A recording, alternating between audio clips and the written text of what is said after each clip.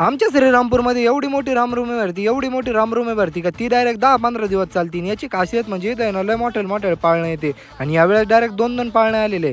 मित्रांनो, आपल्याला जायचं होतं सकाळी सकाळी श्रीरामपूरच्या प्रसिद्ध राम मंदिरामध्ये.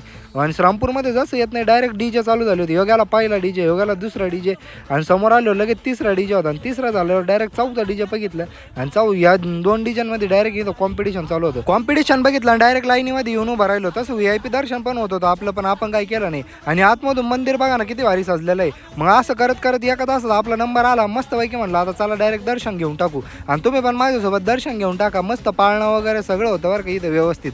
आणि त्याच्यानंतर दर्शन घेऊन मग डायरेक्ट बाहेरच्या दिशेने निघालो. आणि गेल्या मग आपल्याला कोणतरी हातावर प्रसाद दिला होता. प्रसाद वगैरे खाल्ला आणि डायरेक्ट वेळ न घालता आपण निघालो पाळण्यांच्या दिशेने. आणि नाद करती यावंच लागतंय रामपूरला. 10 दिवस यात्रा आहे बरं का, नक्की भेट द्या, एकदम खतरनाक. आणि प्रत्येक यावेळेस आहे ना प्रत्येकी 2-2 पाळणे आलेले आहे. त्याच्यामुळं खतरनाक या विषय होणार आहे एकदम टॉपचा. मग एवढं करून आम्ही डायरेक्ट निघालो घराच्या दिशेने. बाकी तुम्हाला उन्हात आणायचे एवढे भारी भारी व्लॉग बघायचे असेल तर मुकुल चावळेला फॉलो करून टाका. संपला विषय.